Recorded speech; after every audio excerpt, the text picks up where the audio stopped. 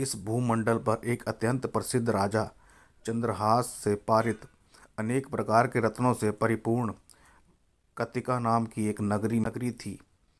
वहाँ पर धनेश्वर नाम का एक ब्राह्मण था और उसकी स्त्री सुशील रूपवती थी।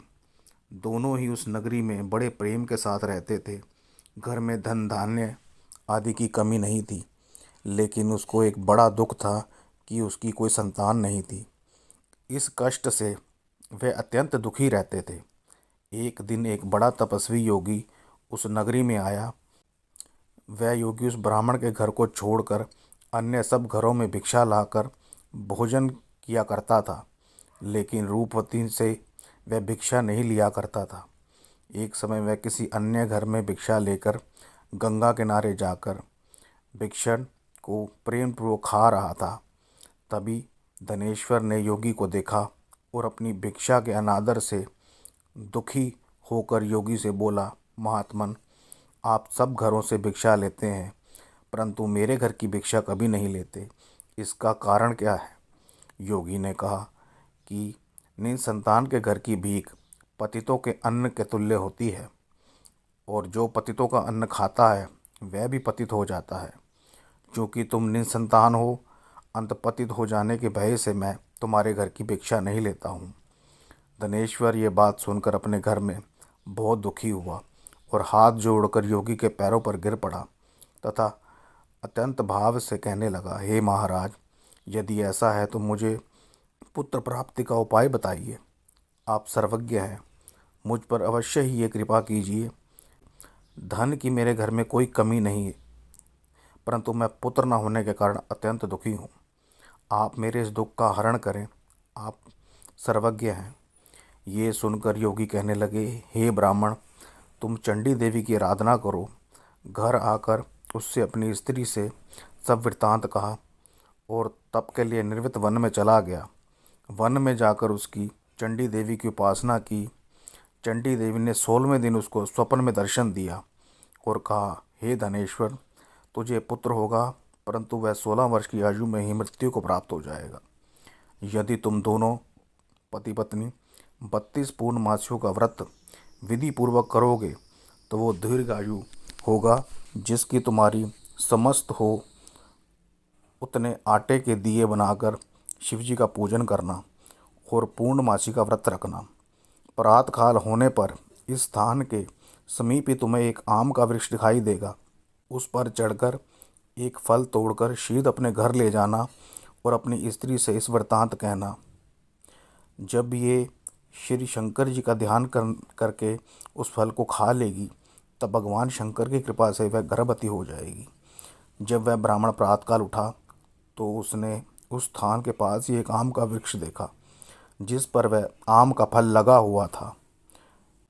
उस ब्राह्मण ने उस आम के वृक्ष पर चढ़कर फल को तोड़ने का प्रयत्न किया, परंतु कई बार प्रयत्न करने पर भी वह वृक्ष पर नहीं चढ़ पाया। तब उस ब्राह्मण को बहुत चिंता हुई और वह शीघ्र विघ्न विनाशक श्री गणेश की वंदना करने लगा और बोला, हे दयानिधे, अपने भक्तों के विघ्नों का नाश करने, उनके मंगल कार्य को करने वाले, दुष्टों का नाश करने वाले, रिद्धि सिद्धि को देने वाले, आप मुझ पर कृपा करके इतना बल दें कि मैं अपने मनोरथ को पूर्ण कर सकूं। इस प्रकार गणेश जी की प्रार्थना करने पर उनकी कृपा से धनेश्वर वृक्ष पर चढ़ गया और उसने एक अति सुंदर आम का फल देखा।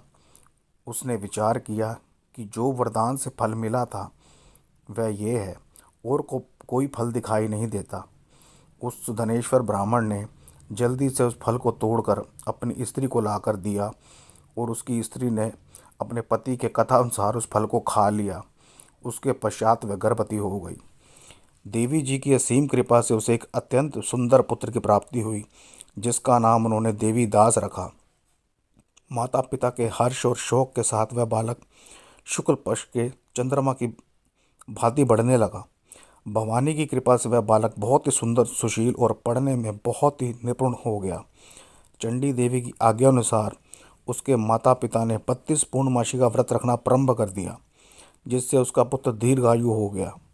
16वां वर्ष लगते ही देवीदास के माता पिता को बड़ी चिंता हो गई कहीं उसके पुत्र की इस वर्ष मृत्यु न हो जाए। इसलिए उन्होंने अपने मन में विचार किया कि यदि इस दुर्घटना के उनके सामने हो गई तो वह कैसे सहन कर सकेंगे। उन्होंने देवीदास से के मामा को बुलाया और कहा कि हमारी इच्छा है कि देवीदास 1 वर्ष तक काशी में जाकर ध्यान करे और हम उसको अकेला भी नहीं छोड़ना चाहते, इसलिए साथ में तुम चले जाओ और 1 वर्ष के पश्चात इसको वापस लौटा लाना। इस सब संबंध करके उसके माता पिता ने काशी जाने के लिए देवीदास को एक घोड़े पर बिठाकर उसके मामा को उसके साथ विदा कर दिया। धनेश्वर ने अपनी पत्नी के साथ अपने पुत्र की मंगल कामना तथा दीर्घायु के लिए भगवती दुर्गा की आराधना और पूर्णमासियों का व्रत करना आरंभ कर दिया। इस प्रकार उन्होंने 32 पूर्णमासी का व्रत पूरा किया। कुछ समय पश्चात एक दिन वह दोनों मामा और भांजा मार्ग में रात्रि बिताने के लिए किसी गांव में ठहरे हुए थे। उस दिन उस गांव में एक ब्राह्मण की अत्यंत सुंदरी, सुशील, विदुषी और गुणवती कन्या का विवाह होने वाला था। जिस धर्मशाला के अंदर वह और उसकी बारात ठहरी हुई थी, उसी धर्मशाला में देवीदास और उसके मामा भी ठहरे हुए थे। संयोगवश कन्या को तेल आदि चढ़ाकर मंडप आदि का कीर्तन किया गया था, लेकिन लगन के समय उसका शरीर टेढ़ा हो गया। इस कारण वर के पिता ने अपने कुटुंबियों से परामर्श करके निश्चय किया कि वह देवीदास मेरे पुत्र जैसा ही सुंदर है, मैं उसके साथ ही लगन कर देता हूँ और वह बाद में विवाह के अन्य कार्य मेरे लड़के के साथ हो जाएंगे।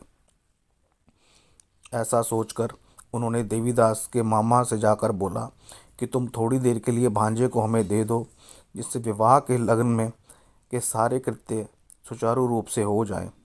तब उनका मामा कहने लगा कि जो कुछ भी कन्यादान के समय वर को मिले वह सब हमें दे दिया जाए, तो जो मेरा भांजा इस बारात का दूल्हा बन जाएगा।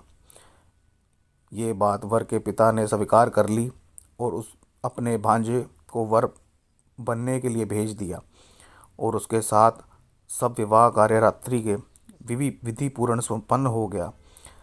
पत्नी के साथ वह भोजन ना कर सका और अपने मन में सोचने लगा कि ना जाने ये कैसी स्त्री होगी। एकांत में इसी सोच में पड़ गया तथा उसकी आंखों से आंसू आ गए। तब वधू ने पूछा कि क्या बात है, आप इतने उदास क्यों हैं। तब उसने ये सब बातें जो वर के पिता या उसके मामा से हुई थी उसको बतला दी। तब कन्या कहने लगी कि ये ब्रह्मा विवाह के विपरीत कैसे हो सकता है। देव, ब्राह्मण और अग्नि के सामने मैंने आपको ही अपना पति बनाया है, इसलिए आप ही मेरे पति हैं। मैं आपकी पत्नी रहूंगी, किसी अन्य की कदापि नहीं। तब देवीदास ने कहा, ऐसा मत करिए, क्योंकि मेरी आयु बहुत कम है। मेरे पश्चात आपकी क्या गति होगी, इन बातों को अच्छी तरह विचार लो। परंतु वह दृढ़ विचार वाली स्त्री थी। बोली कि जो आपकी गति होगी वही मेरी गति होगी। हे स्वामी, आप उठिए और भोजन करिए, आप निश्चित ही भूखे होंगे। इसके बाद देवीदास और उसकी पत्नी दोनों ने भोजन किया तथा शेष रात्रि में वे सोते रहे। प्रातःकाल देवीदास ने अपनी पत्नी को 3 नागों से जुड़ी हुई एक अंगूठी दी, एक रुमाल दिया और बोला, हे प्रिय, इसे लो और संकेत समझकर स्थिर चित्त हो जाओ। मेरा जीवन और मरण जानने के लिए एक पुष्ट वाटिका बना लो। उसमें सुगंधित वाली एक वन मलिका लगा दो। उसको प्रतिदिन जल से सींचा करो और आनंद के साथ खेलो कूदो तथा उत्सव मनाओ। जिस समय और जिस दिन मेरा प्राणांत होगा, ये फूल सूख जाएंगे और जब ये फिर हरे हो जाएं, तो जान लेना कि मैं जीवित हूँ। ये समझाकर वह चला गया। प्रातःकाल होते ही वहाँ पर गाजे बाजे बजने लगे और जिस समय विवाह के कार्य समाप्त करने के लिए वर तथा सब बाराती मंडप में आए, तो कन्या ने वर को भली प्रकार से देखकर अपने पिता से कहा कि ये मेरा पति नहीं है, मेरा पति वही है जिसके साथ मेरा विवाह हुआ है। यदि यह वही है तो बताइए कि मैंने इसको क्या दिया। मधुपर्ण और कन्यादान के समय जो मैंने भूणादि दिए थे उन्हें दिखाइए, तथा रात में मैंने क्या गुप्त बातें की थी वह सब सुनाए। पिता ने उसके कथा अनुसार वर को बुलवाया गया। कन्या की ये बातें सुनकर वह कहने लगा कि मैं कुछ नहीं जानता। उसके पश्चात लज्जित होकर वह वहाँ से चला गया और सारी बारात भी अपमानित होकर वहाँ से चली गई। भगवान कृष्ण बोले, हे माता, इस प्रकार देवीदास काशी विश्वविद्यालय के लिए चला गया। जब कुछ समय बीत गया तो काल से प्रेरित होकर एक सर्प रात्रि के समय उसको डसने के लिए वहाँ आया। उस विषधर के प्रभाव से उसके शयन का स्थान चारों ओर से विष से विषैला हो गया, परंतु व्रत के प्रभाव से उसको काट ना पाया, क्योंकि पहले ही उसकी माता ने 32 पूर्णमासियों का व्रत रखा था।